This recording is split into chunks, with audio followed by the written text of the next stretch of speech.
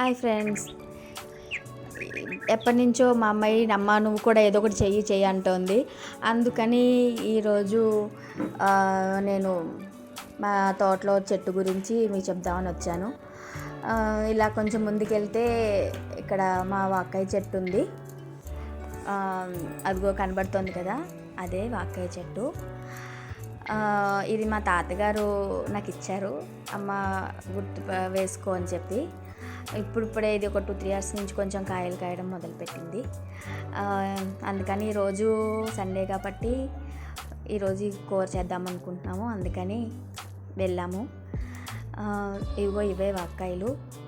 ఇవి కొంచెం రెడ్డిష్ టైప్లో ఉంటాయి, తెల్లగా ఎర్రగా ఉంటాయి, చాలా పుల్లగా ఉంటాయి. అదిగో మా నాన్నగారు కూడా వచ్చారు మాకు హెల్ప్ చేయడానికి. అవిగో ఇలా ఉంటాయన్నమాట.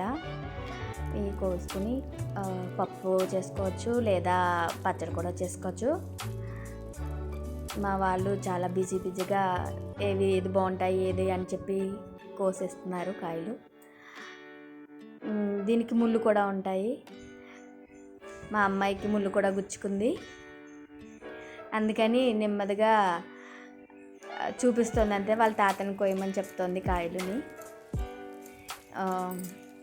ఇదిగో ఫ్రెండ్స్ చూడండి, ఇలా రెడ్గా అయినవి కోసుకుంటే ఇవి తయారైనవి అన్నమాట.